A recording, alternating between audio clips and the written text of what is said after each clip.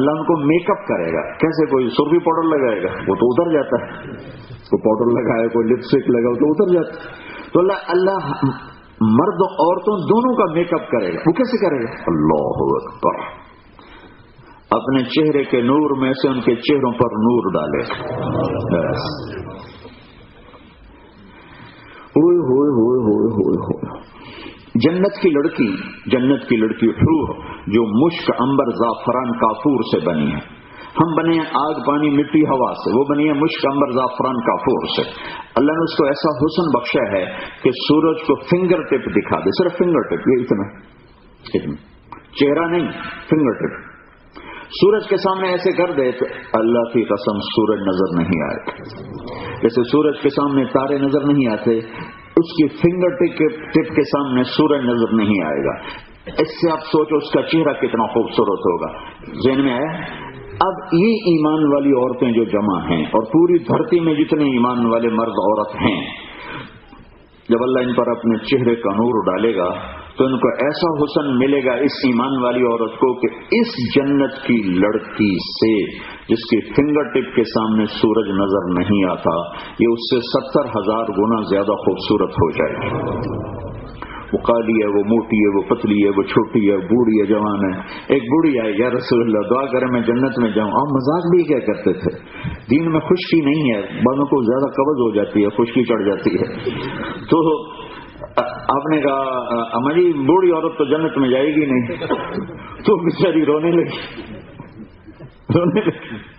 پھر آپ نے فرمایا ماں جی رو نہیں, اللہ تمہیں جوان بنا کے جنت میں ڈالے.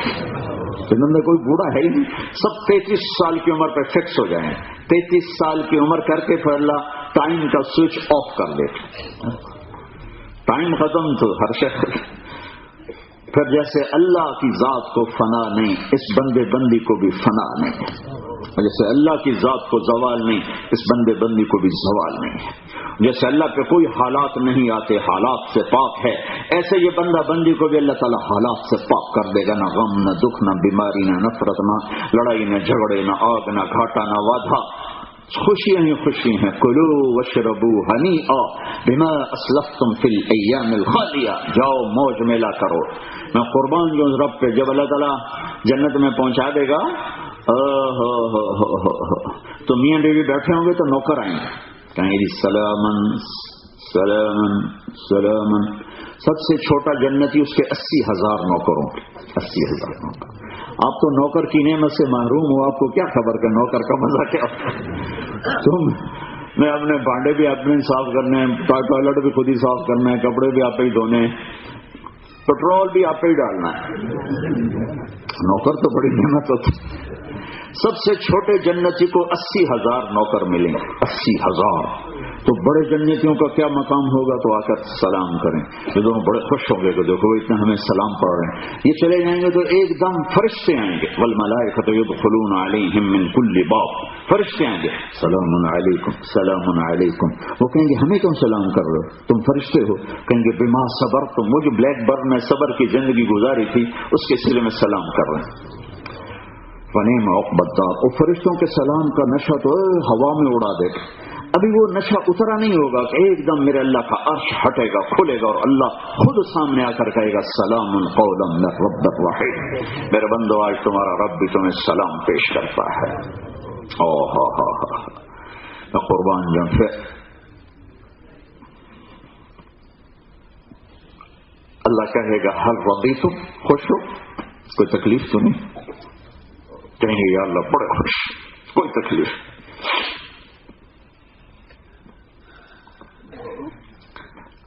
پھر اللہ تعالیٰ کہے گا افلا اعطیکم بافضل من ذلک, اب میں تمہیں جنت سے اعلیٰ چیز دوں, جنت سے اعلیٰ چیز دوں. کہے گا اللہ ای شیء افضل, جنت سے افضل کیا چیز ہو سکتی. تو میرا رب کہے گا احل علیکم رضوانی, جاؤ میں راضی ہو گیا. فلا اسخط علیکم ابدا, اب میں کبھی ناراض نہیں ہوں گا. اس پر یہ سارے کہیں گے جنتی مرد عورت یا اللہ ہمیں تو پتہ نہیں تھا تو ایسا جمال والا ہے, حسن. اللہ سامنے جو ہوگا تو ہم تو ایسے ٹکرے مارتے رہے, نمازیں تو پڑھی پر اچھی نہیں پڑھی, آج ہم تمہیں سجدہ کرنا چاہتے ہیں، ہمیں اجازت دے ہم تمہیں سجدہ کریں. جیسے دنیا میں کیے تھے نا دیکھے بغیر، آج چاہتے ہیں دیکھ کے کریں. تو میرا رب کہے گا سبحان اللہ میرے بندو، دنیا میں تم میرے بندے تھے، میں تمہارا معبود اور آقا تھا، تو تمہارے ذمہ میری عبادت تھی. اب تم آئے ہو میرے گیسٹ ہاؤس میں تو تم مہمان ہو، میں میزبان ہوں، اور مہمان سے کام نہیں لیا جاتا، بس جاؤ کھاؤ پیو موج کرو. کہیں گے یا اللہ تیرا دیدار کرنا چاہتے ہیں. ہاں ٹھیک ہے، ہر جمعے آ جایا کرو، ہو جایا کرے ہر جمعے 8ویں دن ہفتے کے بعد. ہاں جو جنت الفردوس والے ہیں ان کو اللہ صبح شام روزانہ اپنا دیدار کرائے. یہ 3 ٹرائی اینگل بن رہے ہیں، لا الہ الا اللہ محمد رسول اللہ اور آخرت. اس آخرت کے ٹھکانے تک پہنچنے کے لیے محمدی زندگی کی ضرورت ہے، جس کا ایک حصہ عبادت ہے، اس میں نماز روزہ حج زکوٰۃ ہے. یہ چارٹ بہت مختصر ہے، بہت مختصر چارٹ ہے. 5 نمازوں کے بعد کوئی مطالبہ نہیں، 30 روزوں کے بعد کوئی مطالبہ نہیں. زکوٰۃ چلی گئی مالداروں پر، غریبوں پر نہیں. حج چلا گیا اس سے بھی زیادہ مالدار پر، عام مالدار سے حج کا مطالبہ بھی نہیں. اور پورے پیسے کا مالک ہو لیکن صحت مند نہ ہو تو بھی مطالبہ کوئی نہیں. بہت مالدار ہے لیکن بیمار ہے، چل بھائی معاف کیا. تو عبادت کا چارٹ بڑا مختصر ہے. 5 نمازیں پڑھنی، مہینے کے 30 روزے ہیں، بیمار ہو جاؤ تو چھٹی، اچھا بھائی بعد میں رکھ لیں، نہیں رکھا جا رہا بعد میں رکھ لیں. زکوٰۃ 2.5% اور کس پر پورا سال پڑا رہے پھر 2.5%. اگر سال سے پہلے ختم ہو جائے کوئی زکوٰۃ کا نہیں. حج پیسہ ہے، صحت ہے، جاؤ حج کرو. یہ مختصر سے چارٹ ہے. دوسرا دین کا حصہ ہے جو بہت وسیع ہے، بہت مشکل ہے، وہ ہیں اخلاق.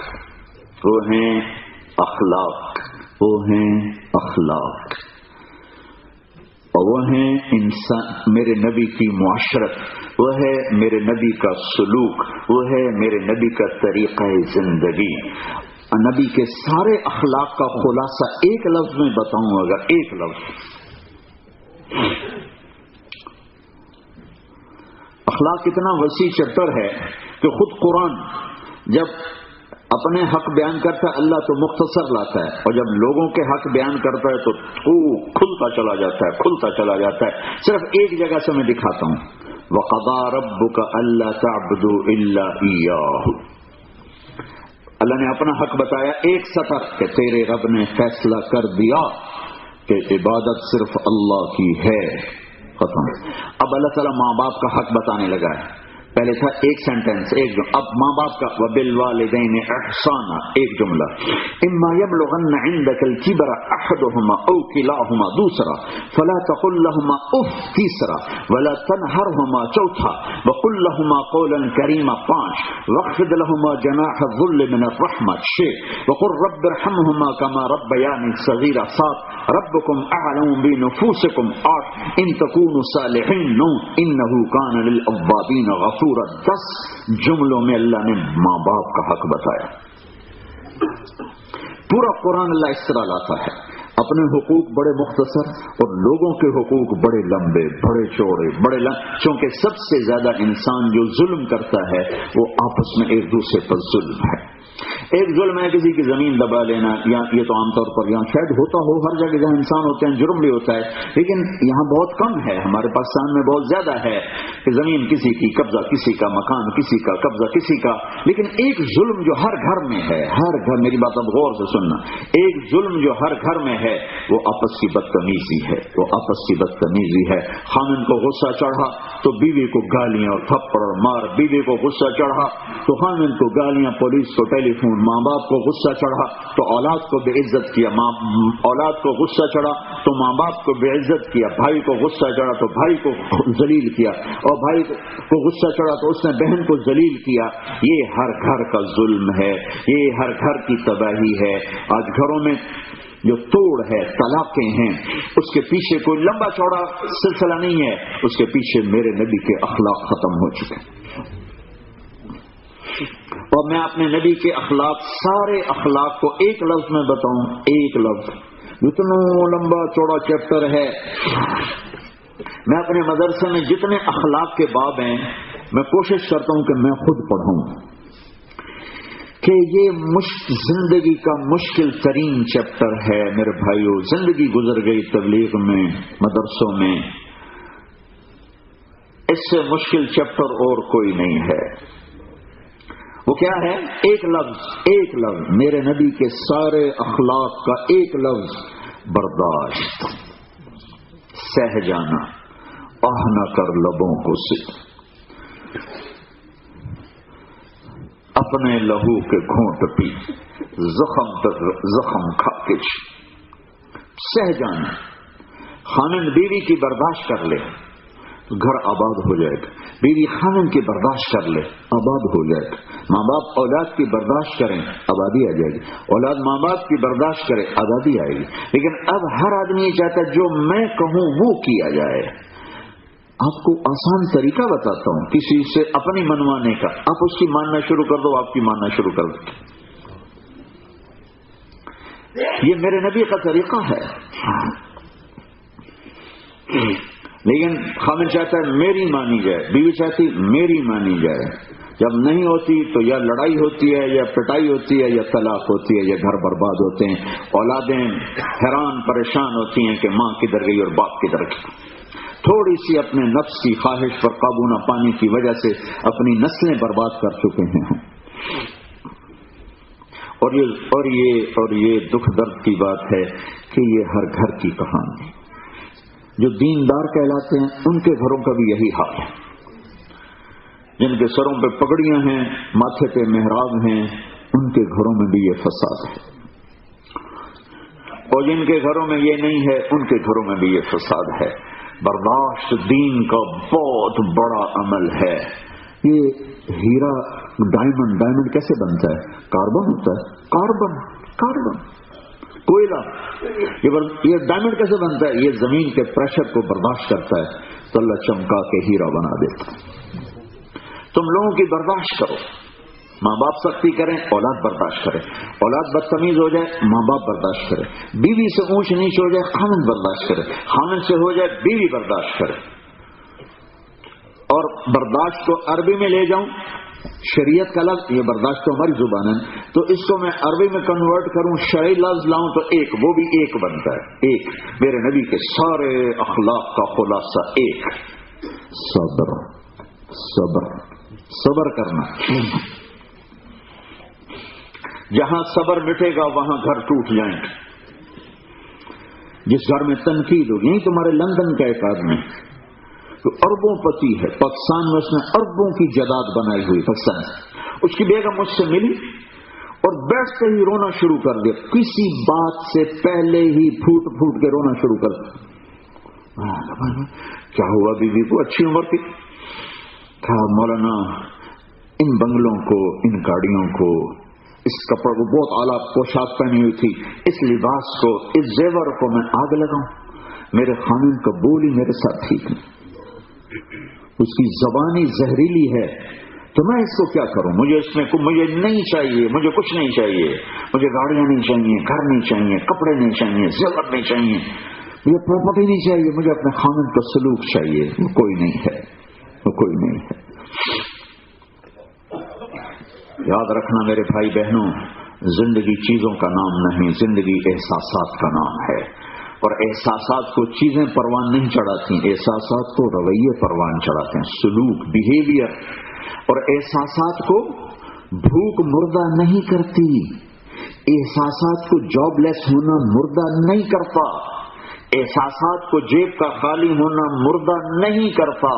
احساسات کو مردہ کرنے والے غلط بیہیویئر ہوتے ہیں.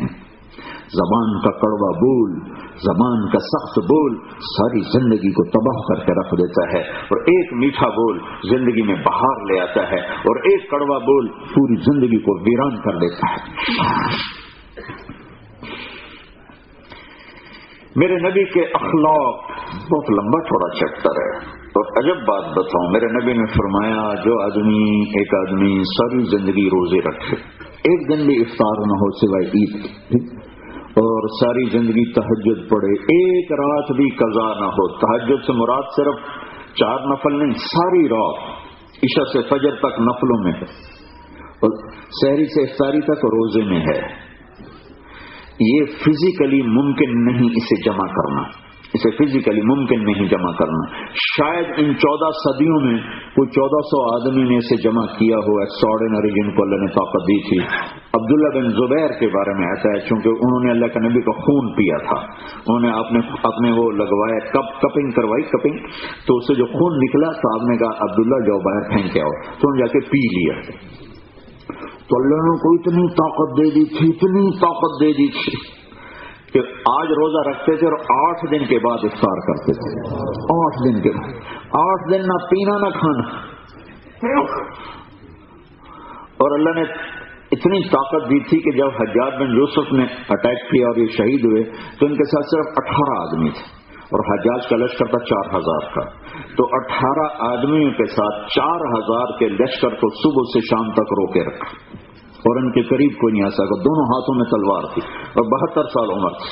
تو جب وہ آگے جا گئے تو پھر انہوں نے اوپر جبل ابی قبیس، جس پر اب پرنس کا کنگ بنا، محل بنا، وہاں سے انہوں کو وہ پتھر سے ہٹ کرنا شروع کیا کہ اس کو کوئی پتھر پڑے تو گرے، انسان نہیں گرا سکتے.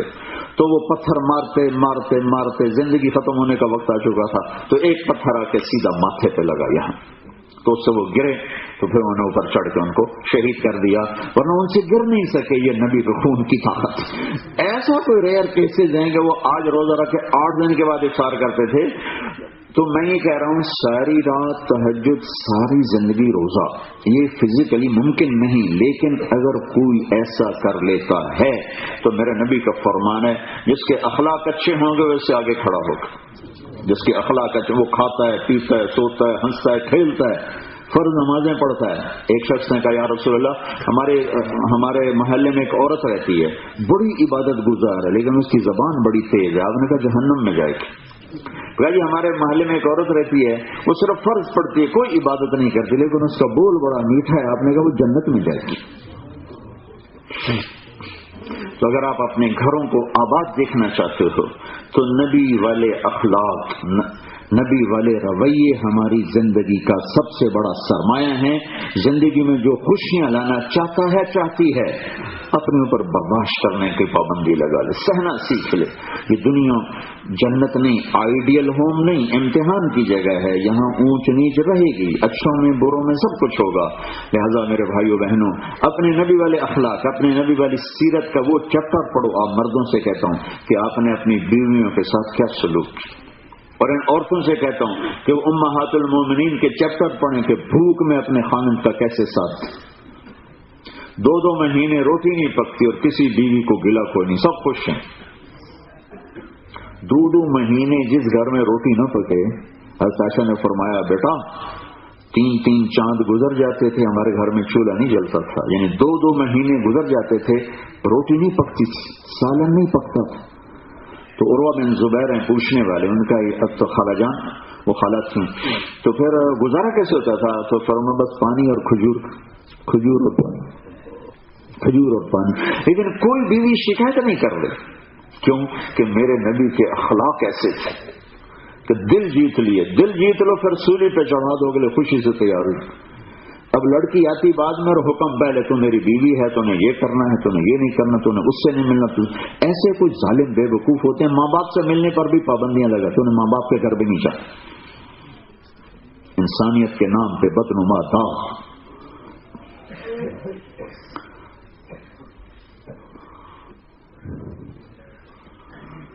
اگر اپنی زندگی کو قیمتی بنانا ہے تو میرے نبی والے اخلاق سیکھو، میرے نبی والا طریقہ زندگی سیکھو جس میں اوروں کی سہنا ہے.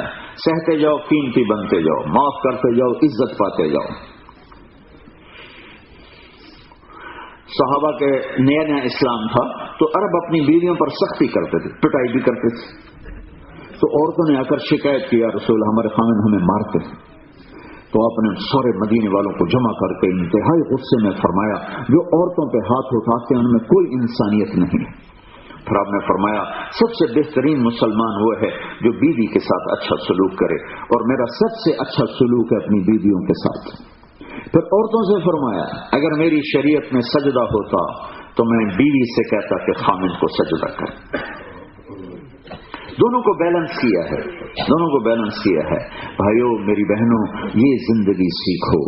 اگر یہ زندگی نہیں ہے تو پھر ڈگریاں, عہدے, پاؤنڈ, گاڑیاں, گھر آپ کو سکھ نہیں دے سکتے.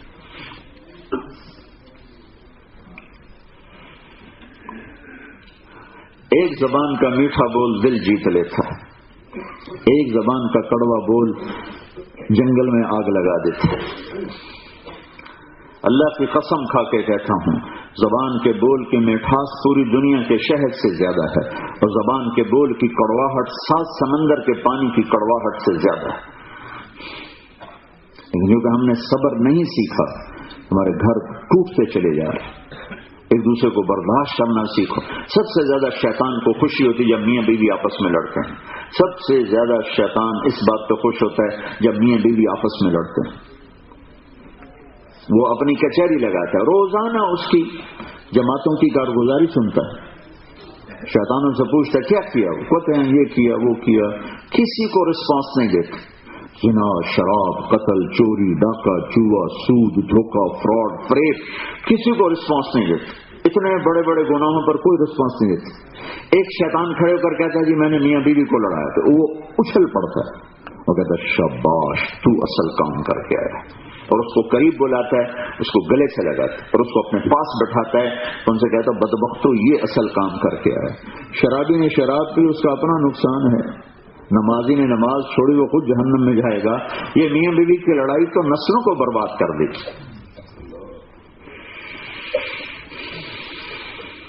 تو میرے بھائیوں بہنوں, ایک دوسرے کو سہنا سیکھ. پھر ہمارا جوائنٹ فیملی سسٹم کچھ خوبیاں بھی ہیں, کچھ خرابیاں بھی ہیں. خرابیاں یہ ہیں کہ سسرال وہ اتنی مداخلت کرتے ہیں بچے بچی کی زندگی میں کہ ماں باپ ہو کر اپنے بیٹے کی زندگی خراب کر دیتے, اور اپنی بہو سے اتنے ڈیمانڈنگ ہو جاتے ہیں کہ خامند کا حق پیچھے رہ جاتا ہے اور اس کے ماں باپ کا حق پہلے چلا جاتا ہے. یہ بہت طلبت تباہی اور ہلاکت ہے. میری بہو پر میرا کوئی حق نہیں, میری بہو پر میری بیوی کا کوئی حق نہیں, ساس کا بہو پہ کوئی حق نہیں, سسر کا بہو پہ کوئی حق نہیں. میں نے اپنی بیگم سے کہا جب بیٹے کی شادی کرنے لگے, میں نے کہا دیکھو اگر تو اس کو بیٹی بنا کے رکھنا ہے تو پھر تو اس کی ڈولی ہم گھر لے کر آئیں, اور اگر تو نے ساس بن کے چلنا ہے تو اس کو میں نیا گھر بنا کے دوں گا, اس میں میں اس کو اتاروں گا, میں یہاں نہیں لاؤں گا کہ ہم دونوں اس کی زندگی نہ خراب کریں, کہ ہم اپنی گزار چکے ہیں اور انہوں نے شروع کرنی ہے, تو کہیں ہماری وجہ سے بچوں کی زندگی خراب نہ ہو جائے. کہ چھوٹی چھوٹی باتوں پر میری بہنیں بیٹھی ہیں, میں یہ درد سے کہہ رہا ہوں, جب عورت ماں ہوتی ہے تو سراپا محبت ہوتی ہے, جب ساس بنتی ہے تو ایک آگ اس کے اندر بھر جاتی. کیوں؟ اگر تمہیں اللہ نے وسعت دی ہے تو بچے بچی کی شادی کر کے الگ انہیں بٹ کرو, رہائش دو. اگر یہ وسعت نہیں ہے, اتنی گنجائش نہیں ہے, تو پھر ان کی زندگی سے نکل جاؤ, ان کی زندگی میں دخل نہ دو. جب ان میں کوئی ٹھاٹھیا ہو جائے صلح کرانے کے لیے تو آؤ, ویسے ان کی زندگی میں مت داخل ہو جاؤ. کہ اللہ تعالیٰ نے بڑے خوبصورت اصول, میری ماں کا میرے اوپر حق, مجھے ٹکڑے ٹکڑے کر دو اس کا حق ہے میرے اوپر نہیں, میری بیوی پر کوئی حق نہیں. میرے باپ کا میرے اوپر حق, مجھے کان پکڑ کے بازار میں کھڑا ہو کے جوتے مارے اس کا میرے اوپر حق ہے, میری بیوی پر اس کا کوئی حق نہیں. لیکن ہمارا انڈین معاشرہ اتنا الجھ چکا ہے کہ وہ جو ساس سسر ہوتے ہیں وہ بیٹے سے زیادہ حقدار بن جاتے ہیں, اور اس سے اتنی لڑائیاں ہوتی ہیں, اتنی نفرتیں پیدا ہوتی ہیں.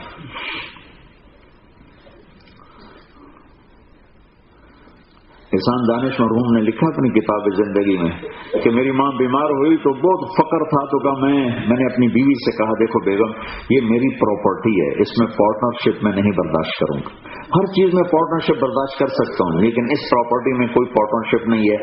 تو نے میری ماں کو ہاتھ نہیں لگانا, میں اس کی خدمت کروں گا. اس نے میرے پیشاب دھوئے, اب میری باری. اس نے میرے پخانے اٹھائے, اب میری باری, کیونکہ وہ بیڈ پہ چلی گئی تو اس کا پیشاب بھی بیڈ پہ, پخانا بھی بیڈ پہ. تو کہتا احسان دانش مرحوم لکھتا ہے کہ سارا میں خود کرتا تھا, اور میں غربت کی ایک ہی بستر تھا, جب وہ گندا ہو جاتا تو دوسرا بستر بچھانے کا نہ تھا، اور گھر میں نلکا تک نہیں تھا کہ میں وہیں دھو لیتا۔ 3 میل دور نہر تھی تو میں جلدی سے بستر اٹھاتا، بھاگا ہوا جاتا، نہر میں جا کے اسے دھوتا، اور پھر یوں ہاتھ اوپر کر کے اسے یوں لہراتا ہوا آتا تاکہ 3 میل کے اندر آتے آتے وہ خشک ہو جائے، پھر آ کر میں اسے بچھاتا۔ کہ میں نے ایک ٹانگ پہ کھڑے ہو کے ماں کی خدمت کی، بیوی کو قریب نہیں آنے دیا، اور ہمارا ظالم بچہ کہتا ہے تو میری بیگم کی، میری ماں کی خدمت کر، میں تو جاب پہ جا رہا ہوں، میں تو فارغ نہیں۔ یہ ان بیلنس ہو گیا ہے سارا معاشرہ۔ نمازیں پڑھتے ہوئے، علم جانتے ہوئے، مدرسوں سے فارغ ہو کر بھی گھروں میں آگ لگ گئی کہ میرے نبی کی معاشرت نہیں ہے۔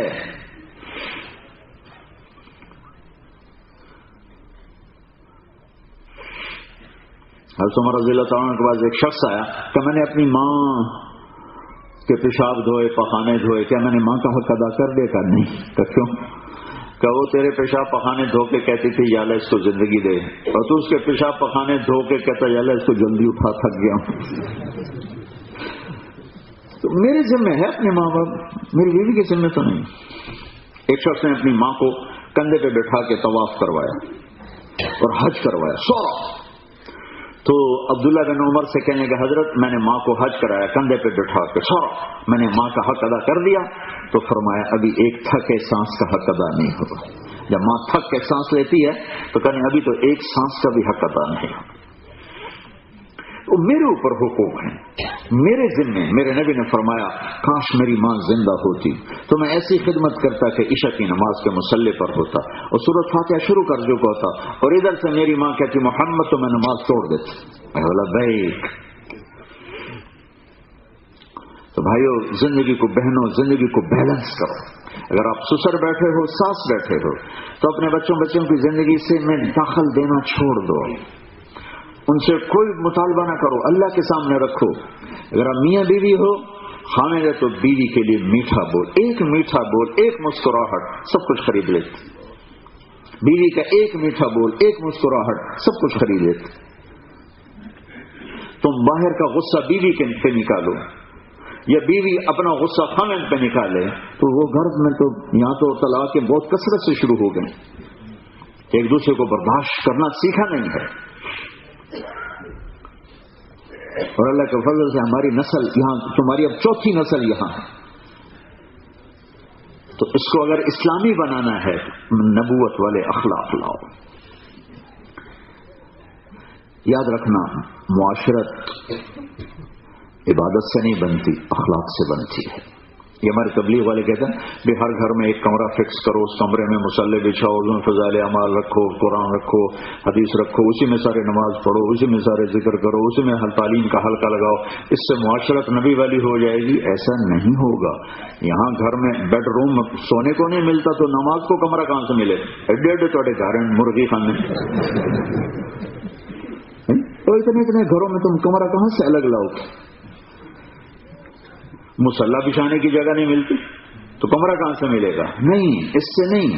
زبان کا بول نبی والا بنا لو، بول میٹھا کرو، درگزر کی عادت ڈالو، معاف کرنے کی عادت ڈالو، زیادتی پر چپ رہنے کی عادت ڈالو، تمہارا گھر جنت بن جائے گا، اسلامی گھر بن جائے گا، نبی والی زندگی زندہ ہو جائے گی۔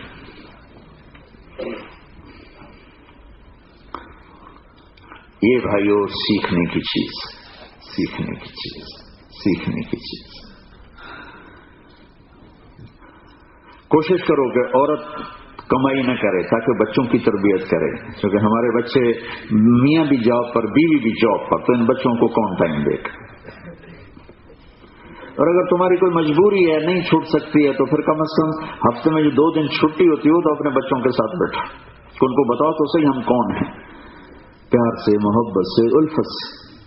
نصیحت ہمیشہ تھوڑی کرنی چاہیے، یاد رکھنا، نصیحت بہت تھوڑی کرنا، پیار زیادہ کرنا۔ جب نصیحت لمبی ہوتی ہے، پیار تھوڑا ہوتا ہے، تو وہ الٹ ہو جاتا ہے۔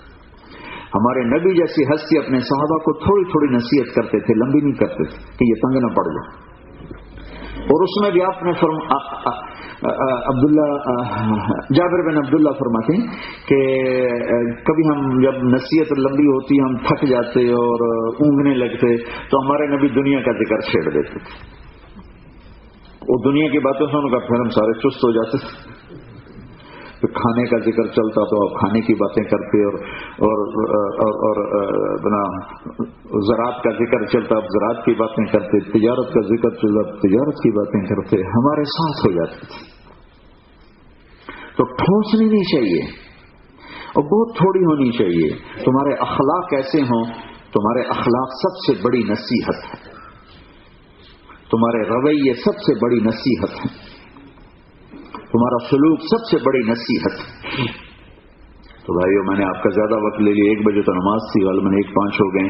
تو بہرحال آپ سب بھائیوں سے درخواست ہے, بہنوں سے درخواست ہے کہ ہماری یہ ٹرائنگل ہے نا, لا الہ الا اللہ محمد رسول اوپر آخرت, یہ آخرت کی سیڑھی پر چلنے کے لیے 2 چیزیں ہیں, ایک عبادات ہیں اور ایک میرے نبی کے اخلاق ہیں.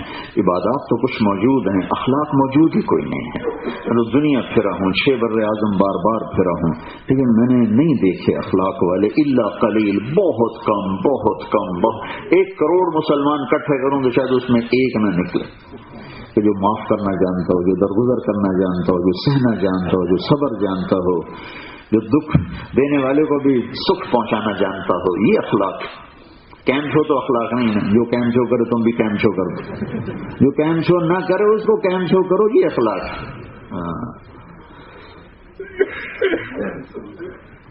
اخلاق صرف برابری کا نام نہیں ہے, گھاٹے کا نام ہے. جو سلام کرے میں سلام کروں گا, یہ تو اخلاق نہیں, یہ تو ڈیلنگ ہے. جو نہ کرے میں اس سے کروں, یہ اخلاق. جو نہ پوچھے میں اس سے پوچھوں, یہ اخلاق. تو جو نبوت والے اخلاق کو لے کر چلے گا, گھر اس کا اللہ آباد کر دے گا. تو بھائیو, یہ اس کو سیکھنے کی محنت ہے.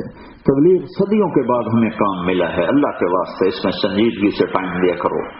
ٹائم دو گے تو انشاءاللہ اللہ تعالیٰ آپ کی بچوں کی, آپ کی نسلوں کی زندگی بدلے گا. اب ابھی آپ کا ملک ہے, یہاں آپ اچھے انسان بن کے رہو, کسی جھوٹ نہ بولو, دھوکہ نہ دو. اپنے ٹیکس مت چراؤ. ٹیکس بچانے کے لیے جھوٹ بولنا, ٹیکس بچانے کے لیے غلط پیپر بنانا, یہ ہیرا پھیری نہ کرو. یہ حکومتیں آپ کے ساتھ دیانتدار ہیں, آپ دیانتداری کا کام کرو.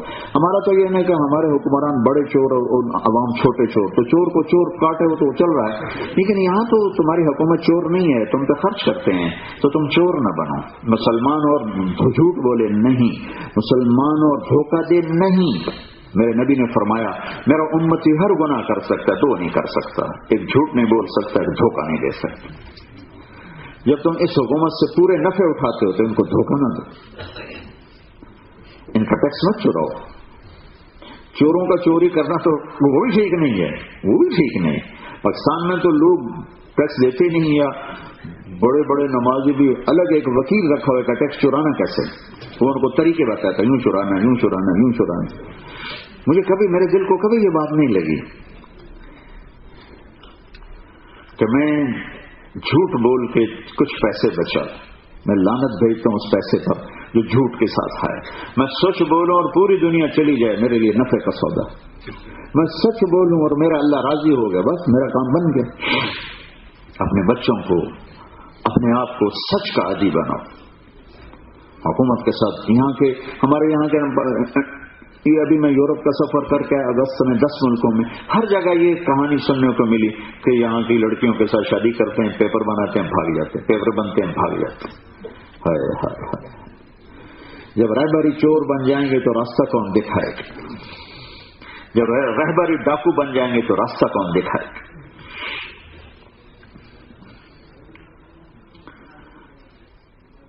تو چوری مت کرو, یہ بھی چوری ہے. جو حکومتیں تمہارے ساتھ مخلص ہوں, ہمدرد ہوں, خیر خواہ ہوں, تمہارے گھر پہنچ کر تمہیں سہولتیں مہیا کریں, ان کو دھوکہ مت. ویسے ہی مسلمان دھوکہ نہیں دیتے. اور یہ تمہارا دیش ہے, اپنا ملک سمجھ کے یہاں زندگی گزارو. ہندوستان پاکستان میں جائیدادیں بنانا ختم کر دو. تمہاری اولادیں واپس نہیں جائیں گی, ادھر ہی رہیں گی. کوئی گجرات میں بنا رہا ہے، کوئی پاکستان کے گجرات میں بنا رہا ہے، پیچھے قبضے ہو جاتے ہیں، کوئی پیسے یہ خرچ کرتا ہے، قبضہ کوئی کرتا ہے، وہ تو سارا ٹھگ بازی کا بازار ہے. اور تمہاری نسلیں واپس تو نہیں جائیں گی کہ تم پیچھے جائیدادیں بناؤ. میں ہر جگہ یہ لطیفہ سنا رہا ہوں کہ ایک پٹھان کا خرگوش گم ہو گیا، تو لوگوں نے افسوس کیا، خان صاحب بڑا افسوس ہے آپ کا خرگوش گم ہوگا. سوچا کوئی بات نہیں ہے، ہم نے اس کو نسوار لگا دیا ہے، جب نشہ ٹوٹے گا ہمارے پاس آئے گا. تو تمہیں انگلینڈ کی نسوار لگ گئی، اب تم جاؤ گے انڈیا پاکستان رہو گے لوڈ شیڈنگ میں. انڈیا میں بھی لوڈ شیڈنگ ہوتی، پاکستان میں لوڈ شیڈنگ. ہمارے پاکستان کا تو حاج وہاں جب میں نے بجلی کا کیا حال ہے، کہا جی جامن کا تو پتا کہ آمن کا پتا کوئی نہیں، پتہ نہیں کب آئے گی. تمہاری نسل وہاں جا کے رہ سکتی؟ تو اسے اپنا دیش سمجھ، یہاں خرچ کرو، یہاں مسجدیں بناؤ، مدرسے بناؤ، علماء کی خدمت کرو. تمہارے علماء کو اتنی تھوڑی تنخواہیں دیتے ہیں کہ میں تو سن کے حیران ہوں.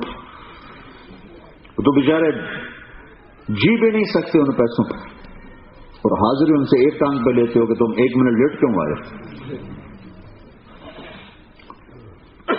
تو یہاں خدمت کرو، یہاں زکوٰۃ خرچ کرو، یہاں صدقات خرچ کرو، یہاں ہدایہ خرچ کرو. اسکول بناؤ، کالج بناؤ، یونیورسٹیز بناؤ، مدرسے بناؤ، مکتب بناؤ، مسجدیں بناؤ، یہاں خرچ کرو. ہاں بھائی نیت کرتے ہو تو بھائی ذرا کھڑے ہو کے ہی دکھا دو جو بھائی تیار ہوں. جو مستورات کی چونکہ ہے مجلس، تو مستورات کے لحاظ سے جو بھائی تیار ہوں. مجھے یہاں کی ترتیب کا پتہ نہیں ہے کہ کتنے دن کی جماعت بنتی ہے، لیکن چلو کم از کم 3 دن کے لیے جو جماعت میں جو جانے کے لیے تیار ہوں، کھڑے ہو کے اپنا نام خیر اظہار فرما.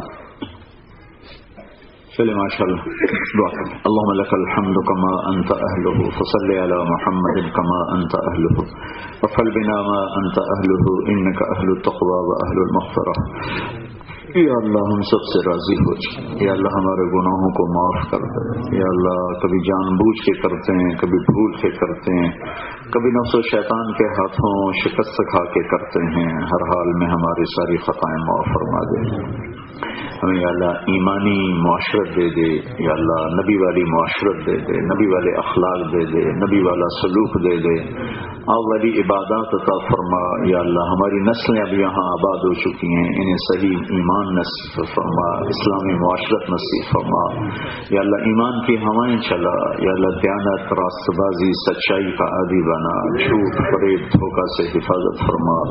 جتنے مستورات مرد عورتوں کا مجمع تشریف لایا ہے ان سب کو قبول فرما، ان سب سے راضی ہو جا. ان کی اندرونی بیرونی یا اللہ روحانی جسمانی ساری حاجات کو پورا فرما. یا اللہ تنگ دستیاں تنگیاں دور فرما. یا اللہ آپس میں لڑائیاں ہیں تو صلح کرا دے، توڑ ہے تو جوڑ پیدا فرما دے، روٹھے ہوئے ہیں تو آپس میں ان کو منا دے. یا اللہ اے میرے مالک، اے میرے مولا، جو ہمارے ایمان پہ چلے گئے تیری بارگاہ میں ان کی قبروں کو جنت کا باغ بنا دے. جب ہم جائیں تو ہمیں ایمان پہ واپسی مقدر فرما. بیماریوں سے، دکھوں سے، دردوں سے ہماری حفاظت فرما. وصلی اللہ تعالی نبی کریم آمین.